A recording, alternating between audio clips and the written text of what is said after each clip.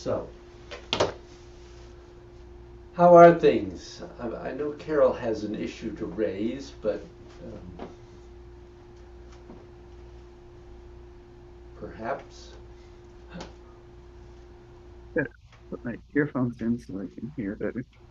I'm sorry? I got to put my earphones in so I can hear you better. Oh, okay. Better.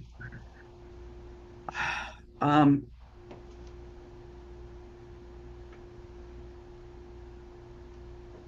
I'm not sure I'm getting anything from the class. Actually, I'm pretty sure I'm not Mm-hmm. because when I'm here listening to you talk, I go away at the end of class. I couldn't tell you what you were talking about. And I don't seem to be able um, to stay present. Um, I guess I need the movement of the qigong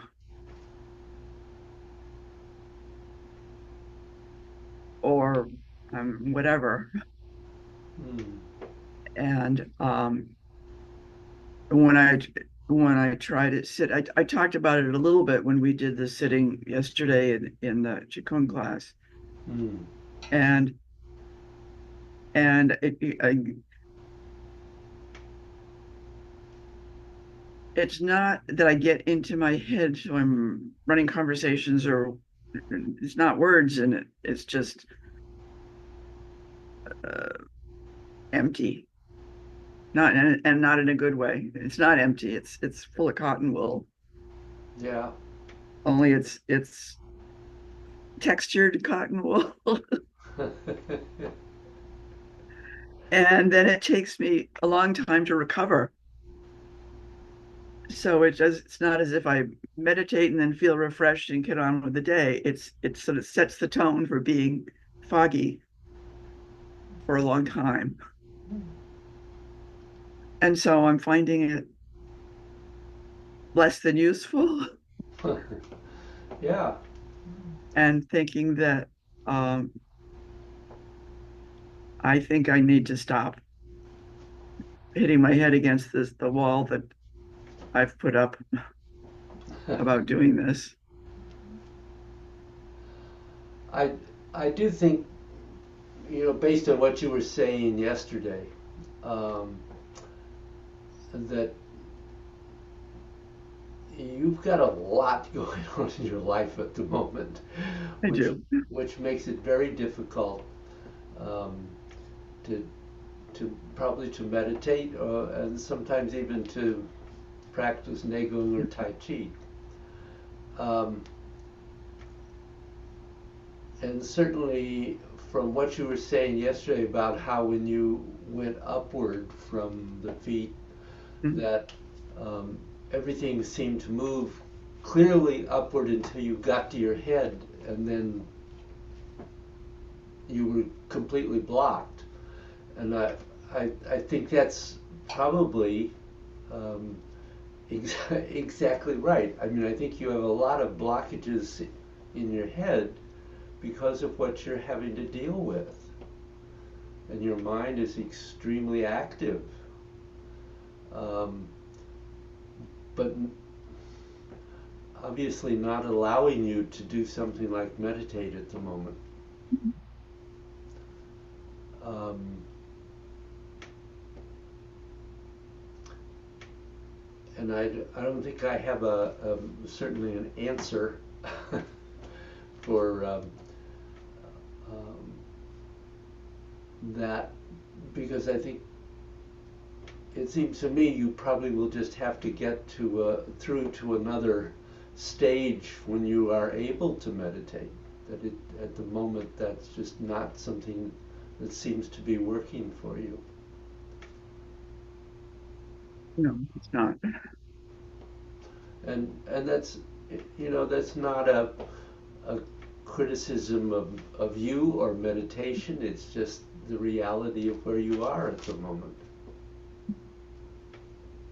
Um, and I wish meditation was more effective and supportive for you. True.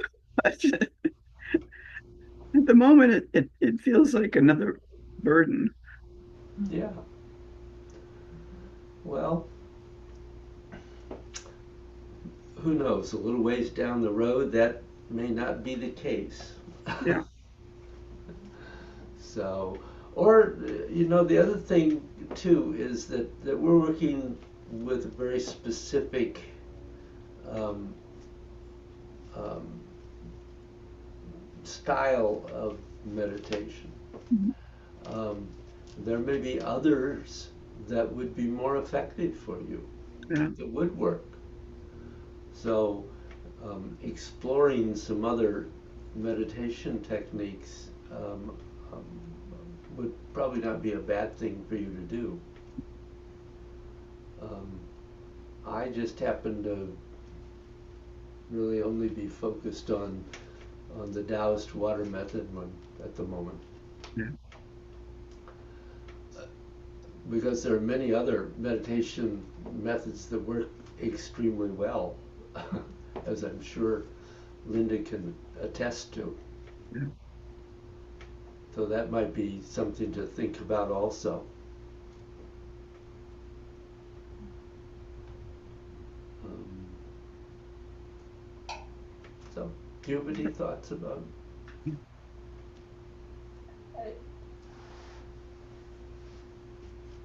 There,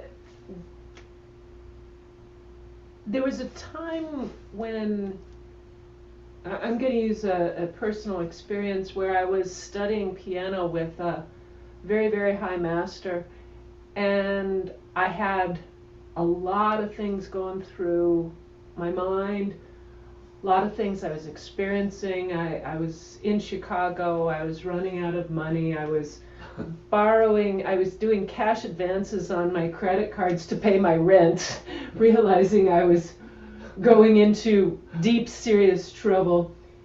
And a lot of the things that I was hearing in my piano lessons were things that, looking back on it, it was kind of like what you're experiencing. It felt like a burden. It felt like I just couldn't deal with it. And I stopped and went away with it and realized that years later that a lot of the things that I was hearing really did kind of sink in.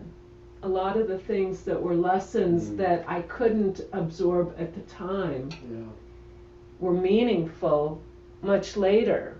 And I don't think, and it made me feel better because it made me feel like I had just wasted that time when I really hadn't. It really wasn't a waste. Yeah. And I think, so from my experience, I understand that, when there's just way too much of everyday things that are happening, sometimes it is more important to just watch where your feet are going, and Yeah. and as things get better as life goes on,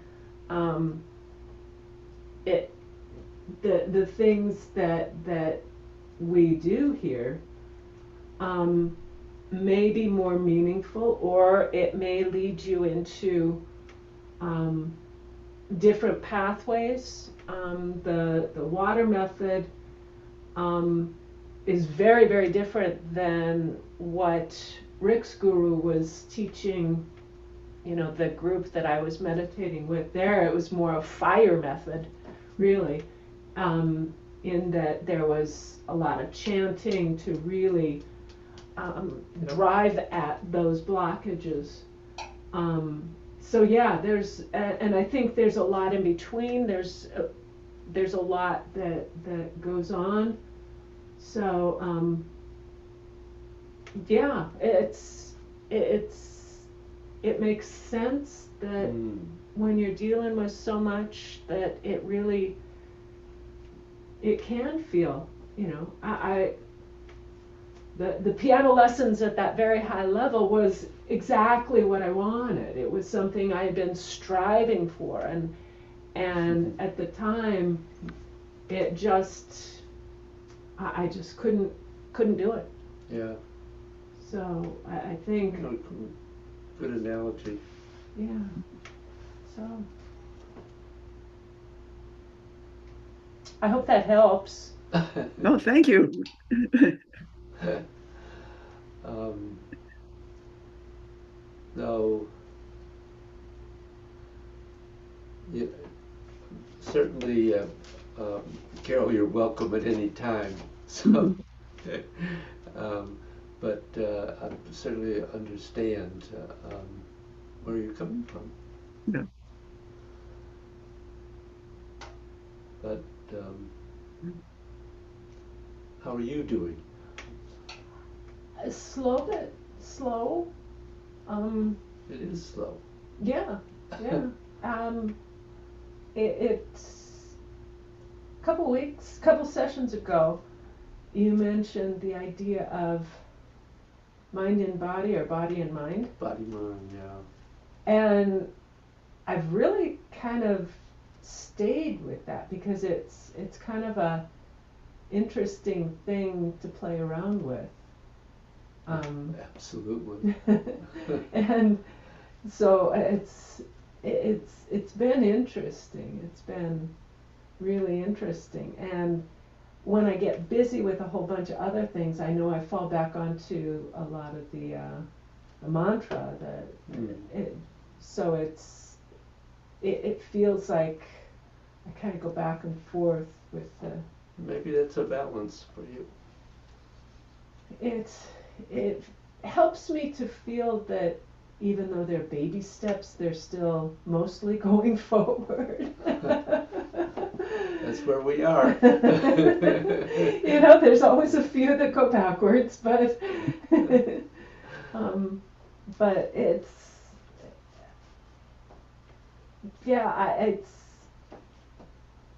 it's interesting that I don't feel. I went to a program a couple weeks ago where they were talking about a different type of Zen chanting, and how they were trying to, I hate to use the word sell, but it really was kind of a sales pitch. It was not in that kind of a malevolent kind of thing. It was like they really felt this was very strong and very important for them, but they were basically treating it like it was a magic wand, that as soon as you do this chanting, your life will change. And it's is that reality? Yeah, it's interesting. It really put me on a very thoughtful path with this, because I'm like, I've experienced those kind of extended group chanting things where you do feel an energy change. Of course, yeah. But does it cure cancer? Does it, it's like, okay, it changes your energy, but what from there? Yeah. Where does it go from there? So. Yeah, I like the idea that this is just a very slow process, because it ends up being very thorough and very complete, because you don't just jump into something. And I I won't say that those kinds of things can't be helpful or maybe don't work for some people. Right. But I think a more complete and beneficial path are ones that are a little bit slower in their approach.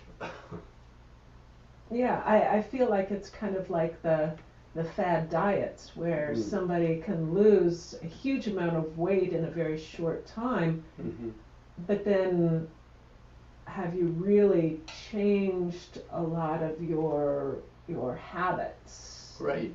to keep it off? Yeah. You know, you see a lot of people that go through those kind of things where their weight fluctuates greatly, and I think it on an energetic level, I think that's the way I feel about it, that it's similar where yeah, you can do that, but yeah, it's interesting. It is interesting indeed. But it really it was kind of an eye opener where I realized that a lot of spirituality kind of does that, where you know the church where I'm working, they're saying, "Oh, the prayer will answer. Your prayers will be answered." It's like, how? Maybe in the way you're asking for, maybe not. You know. Sometimes. Exactly. You know, so it's like, yeah, it does change your energy, but does it change reality?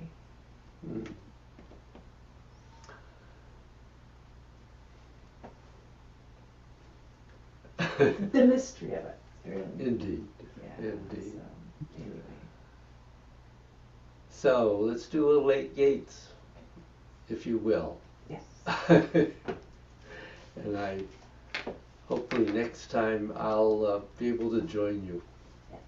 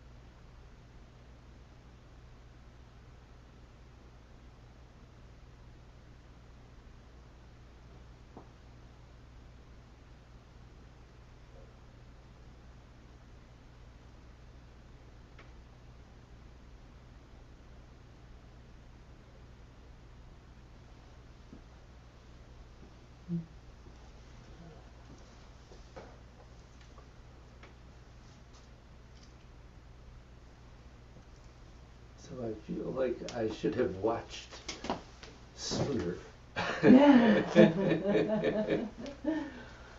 So, some very good things about what you are both doing. Um, there certainly was a sense of flow and connection and couple of things that will, I think, that that will help. Um, in both swing 2 and 3, um, the legs do not bend in, that leg that's coming back. So in other words, when you make that rotation back here, this leg, it's what Master Joe called holding. Mm. It does not do this. Mm. Okay? I'm sure Carol's probably heard this, but Master Joe talked about the principles of holding, folding, and gearing in terms of it covers about 98% of all movement. Okay. And so what's happening with that leg is it's being held. It's still being moved, but the only thing that's happening with that leg is that it's being held. This leg is folding. It's also holding because of its attachment to the ground, but it's folding. The other one is holding when you shift. And that's really critical in terms of the flow of the energy through the legs.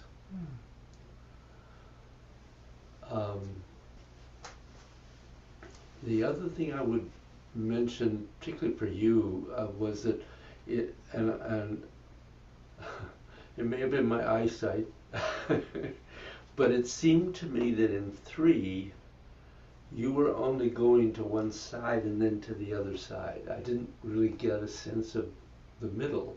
Mm. So we have here, and we have here, and we have here. There are 3 positions. But when you're here, you're both, right? Okay. You're shifting, but you're Okay. but what it looked to me like was that you were doing here and here. Yes, I probably would. Yeah. That's and interesting. actually your movement is here, here, here. So there is a moment when what happens is that there is a change in the timing of the weight shift. Okay.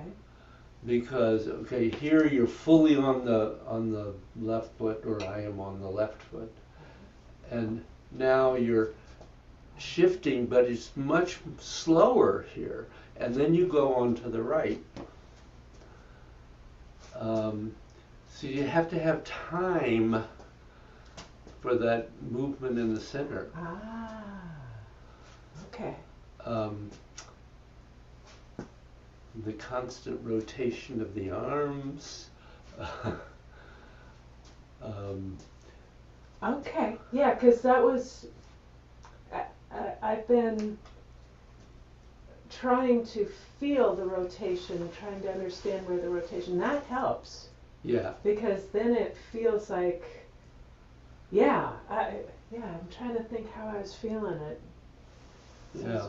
rotation, rotation, rotation. Yeah. But it's actually rotation, rotation, rotation, Yes. rotation, rotation. Okay. Yep. Yeah. I Yep. need that third step in there. Yep. That third component of it. And one of the things is that you can have a little bit of rounding of that movement. If you notice that instead of just going here, here, here, that you find, how do I round those corners, as Master Joe put it. Okay. So round it more in this. Take Yep. that third moment. Okay. Yeah. Good. Thank you. Any thoughts for you, Carol? No, I think I need to look at rounding in the center again a little bit more because I'm not sure I do a rounding there. I do a sort of an up and down. Yeah. Well, when we first learned this, we pretty much just learned it in up and down, Mhm. but we need to Yeah. eventually find how to round the corners. Yeah. So I'm going to talk a little bit today um, about mind-body connection, but also about intent. Um,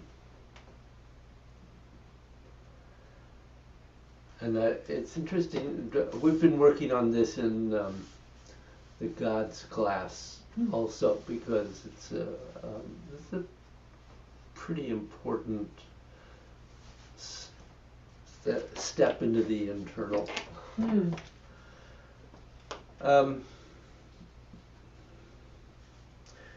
so you can certainly be aware that you are taking a step forward.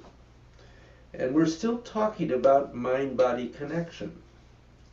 The important point you have to understand now is that you're trying to start off by first just getting your mind and body to communicate with each other, so that when you do something in one of them, it also is happening in the other one.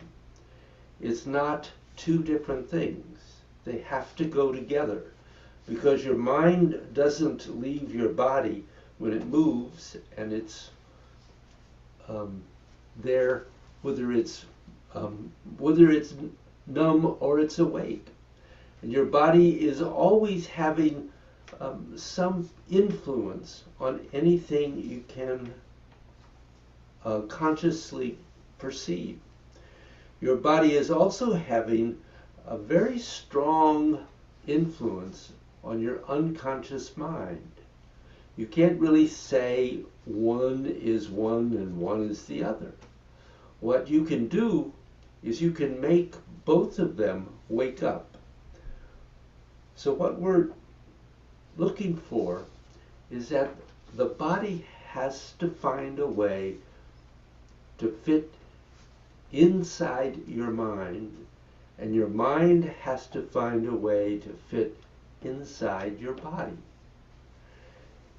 It is not that you think about a movement in your body. The awareness of what you want to do is inside your body. It is not two different things. Your body and your mind are not different things. Your body has awareness. Your mind has awareness. And somehow you have to be aware of what is going on with both of them simultaneously. Meditating, when you talk about intent now, not everybody recognizes the energy inside themselves concretely. They recognize the reasons they have, the reactions they have to the energy inside themselves. They recognize that they cry, or they're lonely, or they're feeling all these different kinds of emotions and feelings, but they never actually notice how the energy inside themselves is triggering it, causing it, controlling it, and shaping it. This is not what usually happens. So the next thing in meditation, if you are going to use intent, is that now you have to realize that you're only going to be able to know where that intent goes if you can start actually noticing what's happening to other energies inside your body. So for example, emotions. Now if we talk about intent and you just deal with the physical body and what does it what does that mean? As you do cloud hands, you can make the energy go up your legs, up your back, all the way to your fingertips and extend out of your head. And then pull the energy back in your hands and have it travel through your body all the way down to your feet as you shift and turn. You are doing something very deliberately that affects your body. It's not just that you're making your hands go where you want. You're doing it from your dantian and making it go through your organs. You're doing something very deliberately, and you're doing it with the qi that affects your body. Now in Taoism, that's usually the next step. If someone does Tai Chi as a martial art, for example, they could just go, I'm going to move my hand and whack this guy in the head. Or they could go, when I get to the point when I can whack him on the head, I'm going to make everything move through my spine, through my arm and hand, so that when I hit him, he won't stand up again. That's intent. So how do you use your intent to make your energy go from where you are to where you want it to be? Now you have to realize something. When you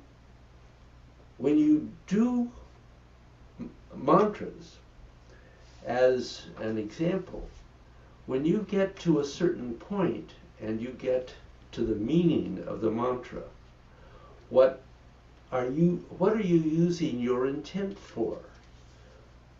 To create compassion, create emptiness, create whatever. And there are mantras that are used to bring about physical strength. That was part of the old training in India. They had mantras to make their bones as strong as a piece of steel. But many of these methods, as they went through Buddhism, ended up in Shaolin in China. But it's only a question of where did you direct that intent? Now when you move further, you visualize yourself.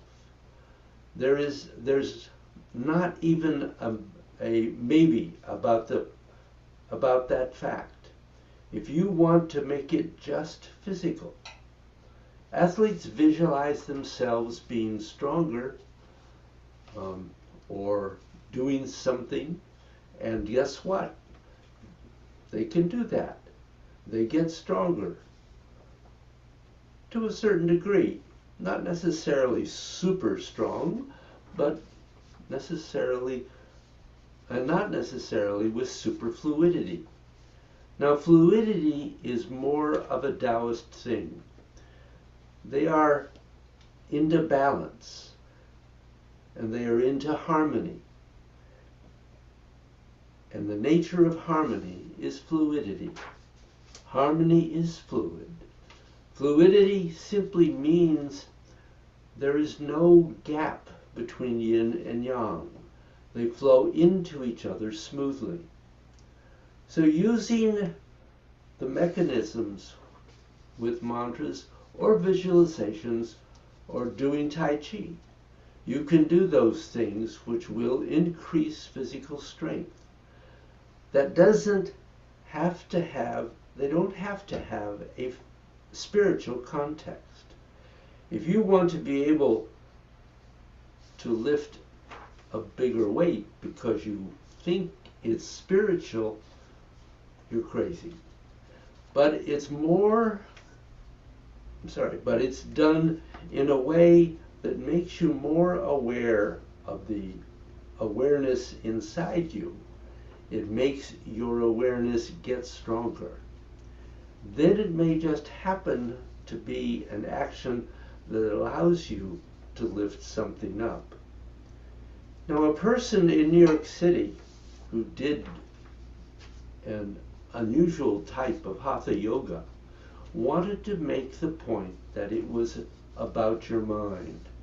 So he did practices until he was lifting 1,000 kilos. So you can do what you do for a worldly reason, or so that you get something out of the world. But if you start doing it aiming towards meditation, what you're trying to do then is to make the awareness in your body clearer and clearer and clearer, and be able to be continuously focused for longer and longer and longer periods. This is because at some point you're going to switch over now to something, to using intent, and you're going to start pointing it towards spirituality issues. You're going to point it towards love or compassion, or you could have kindness or generosity, patience, or perseverance. Not perseverance in the sense of how to keep on doing something so it can go on forever, but perseverance towards completely opening up the spiritual side of yourself. Because you're going to need more patience and perseverance for that than you are going to need to become a billionaire. But what are you now aiming this patience towards? You want to be like Jesus Christ? Then you have to turn it towards what will enable you to become like Jesus Christ. If you think you want to be a Buddha, then you're going to have to aim it towards what will allow you to become a Buddha. You want to become like Lao Tzu or Chuang-Tzu, then you have to aim it toward what will allow you to be like them. Not just keep on doing stuff and hope it's going to happen sometime.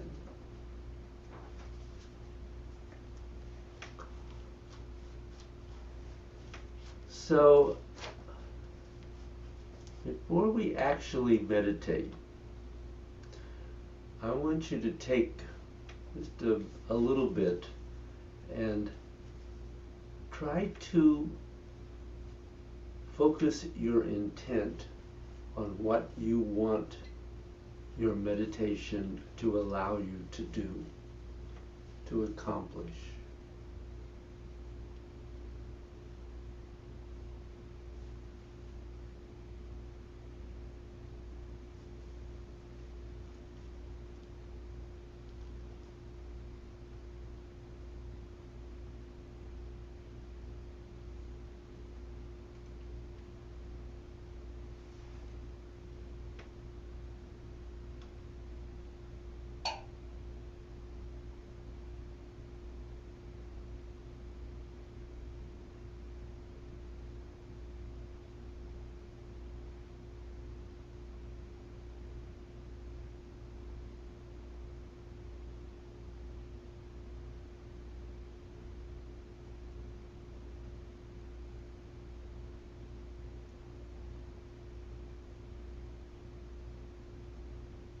And then when you have that clearly in mind, begin to focus that intent.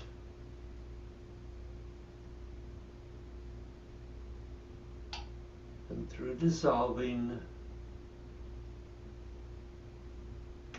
encourage yourself to move towards that awareness.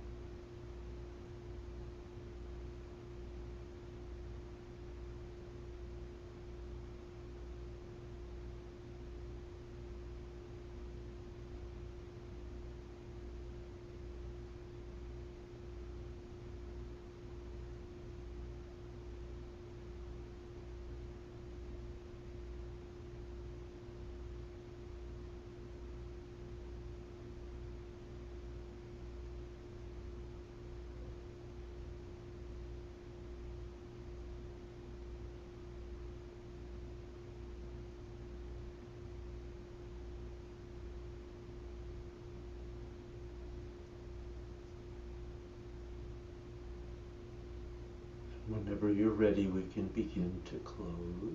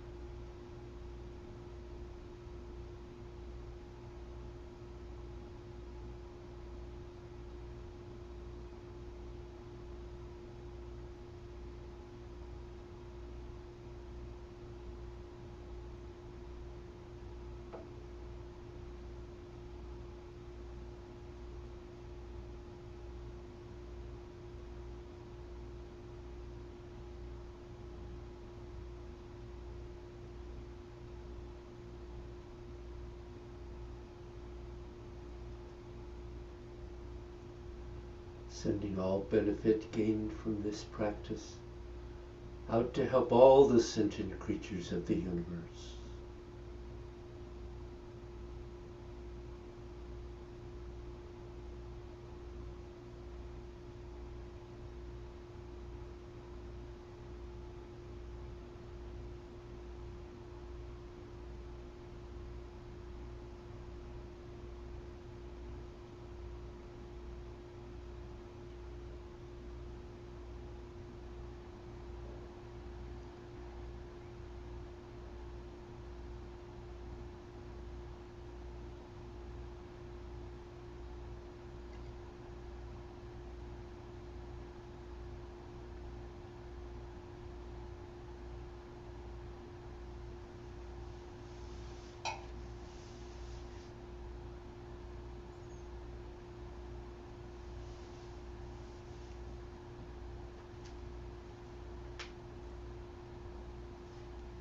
Thoughts or questions?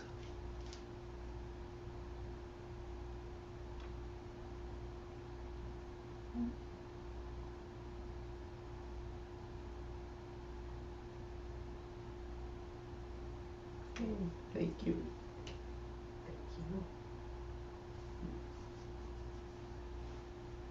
And I will say goodbye for now because don't think I will come to the next one. Okay, Okay. thank you, I Carol. know. Thank you. Thank you. Bye-bye.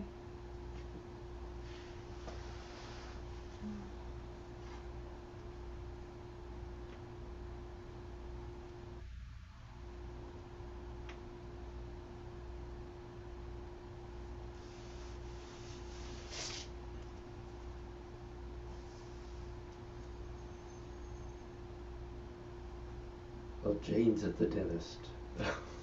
Yeah, I texted her on my way because Oh. I realized I was going to be a little bit early. And I texted her, said, hey, I'm going to get there early if you have time, if you're free.